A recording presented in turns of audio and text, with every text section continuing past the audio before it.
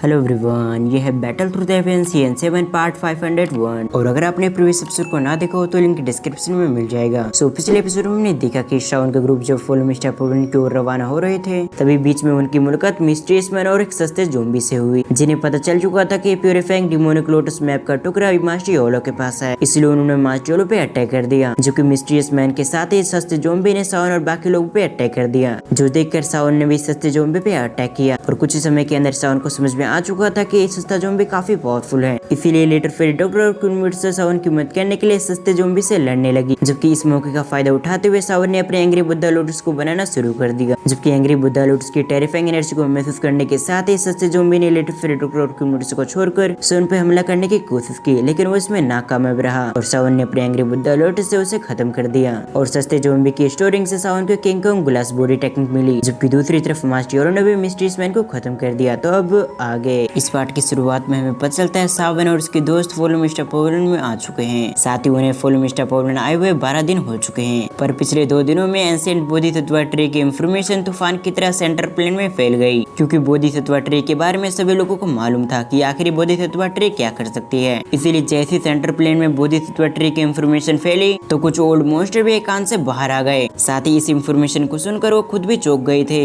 इसके अलावा सभी को बोधिसत्व ट्री के लोकेशन के बारे में सबको मालूम हो चुका, इसलिए भले ही पॉइजनस एंशिएंट वेस्टलैंड रीजन काफी खतरनाक है, पर इसके बावजूद कई सारे लोगों ने पॉइजनस एंशिएंट वेस्टलैंड रीजन के अंदर जाने का फैसला किया। इससे हम समझ सकते हैं कि बोधिसत्व ट्री कितनी रेयर है, जिसके लिए लोग मरने के लिए भी तैयार हैं, क्योंकि अगर उनके हाथों में एक बार बोधिसत्व ट्री लग गई तो फिर वो डाउशिंग लेवल तक काफी इजीली पहुंच जाएंगे। और बोधिसत्व ट्री की इंफॉर्मेशन की वजह से सेंटर प्लेन में तूफान आ चुका था। जबकि दूसरी तरफ सावन की बात की तो सावन पिछली फाइट की वजह से थोड़ा बहुत घायल हो चुका था, इसलिए सावन ने सबसे पहले अपने आप को हील करने के बाद एकांत में जाने का फैसला किया, यानी कि सावन ने एक शांत जगह पे कल्टीवेशन करने का फैसला किया, क्योंकि मास्टर योलो की बातों को सुनकर सावन को महसूस हो चुका था कि प्यूरिफाइंग डिमोनिक लोटस को हराना काफी डिफिकल्ट है। इसलिए अगर सावन को प्यूरिफाइंग डिमोनिक लोटस रिफाइन करना है तो सबसे पहले उसे डाउन से लेवल तक पहुंचना होगा, तभी जाकर सावन प्यूरिफाइंग डिमोनिक लोटस से वेलनी फिल्म को रिफाइन कर पाएगा। इसलिए अब सावन का नेक्स्ट टारगेट था बोधिसत्व ट्री से बोधिसत्व हार्ट को हासिल करना, जितना हो सके उतना जल्दी। और अगर सावन को बोधिसत्व हार्ट नहीं मिला तो सावन अगले 3 सालों के अंदर डाउशिंग लेवल तक नहीं पहुंच पाएगा, क्योंकि अभी सावन 8 स्टार डाउशिंग के पीक पे है और डाउशिंग के सारे लेवल पार करने के बाद सावन को बैंक्सिंग पे जाना होगा, जहां तक पहुंचना भी काफी मुश्किल है। इनफैक्ट मास्टर योलो की बात की तो मास्टर योलो की बॉडी रिफाइनमेंट में सावन ने काफी हाई ग्रेड की चीजों को इस्तेमाल किया था,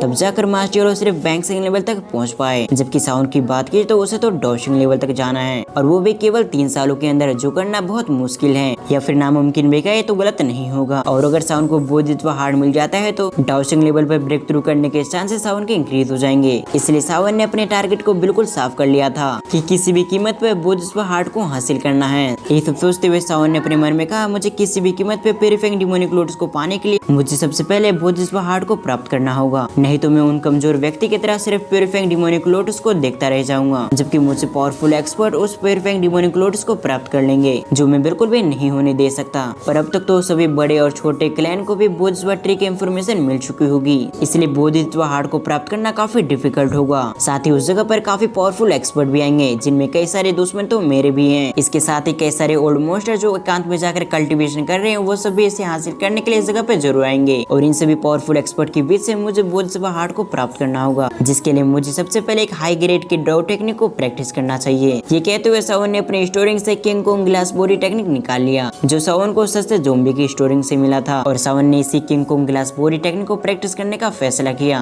और ये टेक्निक एक टियान क्लास की ड्रॉ टेक्निक थी, और ये टेक्निक सावन को एंशिएंट रीजन में काफी मदद करेगी। इसे सोचते हुए सावन ने उस डार्क गोल्डन स्क्रोल को ओपन कर लिया, और बिना समय गवाए सावन ने अपनी स्पिरिचुअल स्ट्रेंथ को इस स्क्रोल के अंदर भेज दिया। जैसे सावन की स्पिरिचुअल एनर्जी उस गोल्डन स्क्रोल के अंदर गई, उसके अगले पल स्क्रोल के अंदर लिखी हुई सारी इंफॉर्मेशन सावन के अंदर जाने लगी, और कुछ समय के अंदर king Kong glass body technique से रिलेटेड सारी इंफॉर्मेशन सावन के दिमाग के अंदर चला गया। सिंसियर प्रोग्राम सावन के स्पिरिचुअल स्ट्रेंथ को देखते हैं, जो फिलहाल के लिए उस स्क्रोल के अंदर मौजूद था, और उसके आसपास काफी सारे शब्द लिखे हुए थे कि किंग कोंग बॉडी टेक्निक को एक्टिवेट करने के बाद उसका शरीर भी किंग कोंग की तरफ बन जाएगा, जो इतना पावरफुल होगा कि कोई भी वेपन इसे इतनी आसानी से खत्म नहीं कर पाएगा। साथ ही सावन इस टेक्निक को एक्टिवेट करने के बाद पावरफुल से पावरफुल चीजों को डिस्ट्रॉय कर पाएगा, और जब सावन इस टेक्निक में पूरी तरह से मास्टरी हासिल कर लेगा तो उसका शरीर 9 फीट तक इंक्रीज हो जाएगा। साथ ही सावन के पास आसमान को फाड़ने की भी ताकत आ जाएगी। इन शब्दों को पढ़कर सावन ने इस टेक्निक की पावर का अंदाजा लगा लिया था। साथ ही सावन को समझ में आ चुका था कि ये टेक्निक उसके शरीर को पावरफुल बनाने के लिए उसकी दुई का इस्तेमाल करेगी। ये सब सोचने के बाद सावन ने अपनी आंखें बंद कर ली और स्क्रोल में बताए गए तरीके से सावन अपनी टेक्निक को प्रैक्टिस करने लगा। और जैसे सावन ने किंग कॉन्ग बॉडी टेक्निक को प्रैक्टिस करने के लिए अपनी आंखें बंद की, उसी समय सडनली उसके अंदर से गोल्डन लाइट निकलने लगी और इसी गोल्डन लाइट के साथ सावन का शरीर तेज से इंक्रीज होने लगा। साथ ही सावन की हड्डियों से भी आवाज आने लगी। साथ ही कुछ ही मिनट के अंदर सावन की लंबाई लगभग 2 गुना हो चुका था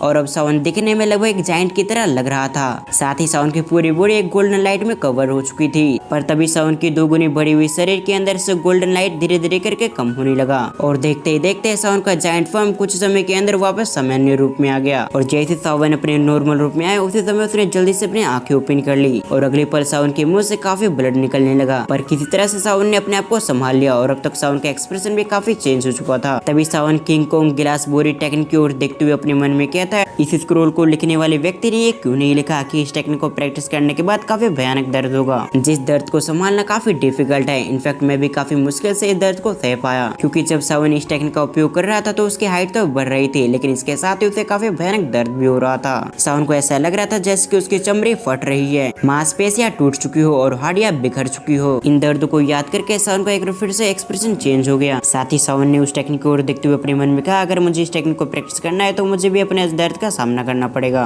क्योंकि इस टेक्निक को लिखने वाले ने इस स्क्रोल में ये नहीं लिखा था कि इस टेक्निक को प्रैक्टिस करने की वजह से काफी दर्द का सामना करना पड़ेगा, तभी जाकर कोई व्यक्ति इस टेक्निक को मास्टर कर पाएगा। ये सोचते हुए सावन ने अपने मन में कहा, अगर मेरी बॉडी थोड़ी सी वीक होती तो इस टेक्निक को पहली बार प्रैक्टिस करने में मेरा शरीर फट जाता। ये सोचते हुए सावन ने गहरी सांसें छोड़ी। फिर उसने कहा, अगर मुझे इस टेक्निक को प्रैक्टिस करना होगा तो मुझे इन दर्द का सामना करना ही पड़ेगा, तभी जाकर मैं इस टेक्निक को सीख पाऊंगा, क्योंकि जितना मैं दर्द सहूंगा उतना ही ज्यादा मैं अपने आप को पावरफुल बना पाऊंगा। इसीलिए इस टेक्निक को सीखने के लिए मुझे एक बड़ी कीमत चुकानी पड़ेगी। ये सब सोचते हुए सावन ने एक बार फिर से अपनी आंखें बंद कर ली और एक बार फिर से इस दर्द का सामना करने के लिए तैयार हो गया, क्योंकि अगर सावन इस दर्द को सह लेता है तो सावन जब भी इस टेक्निक को इस्तेमाल करेगा तो उस समय उसे इतना दर्द नहीं होगा, क्योंकि तब तक सावन का शरीर इस दर्द का आदी हो जाएगा। और जब सावन ऐसा कर पाएगा तभी जाकर वह king Kong glass body technique की असली पावर को रिलीज कर पाएगा, यानी कि king Kong glass body technique की असली पावर का इस्तेमाल कर पाएगा। पर फिलहाल के लिए सावन को बस इतना ही करना था कि बार बार उसे अपने शरीर को बड़ा करके छोटा करना था, ताकि सावन की पूरी शरीर इस दर्द को बर्दाश्त कर पाए। और इसके बाद ही सावन इस टेक्निक को फाइट के बीच में इस्तेमाल कर पाएगा। और इस टेक्निक को प्रैक्टिस करते हुए सावन का आधा महीना लगभग बीत गया और इस आधे महीने के अंदर काफी कुछ हो रहा था, जैसे कि बोधिसत्व ट्री की इंफॉर्मेशन जैसे सेंटर प्लेन में रिलीज हुई, उसी समय से सेंटर प्लेन में पूरी तरह से हलचल मच गया और कई सारे क्लैन और सेक्ट के लोगों ने तो पॉइजनस एंशिएंट वेस्टलैंड रीजन के अंदर अपने लोगों को भी भेज दिया था।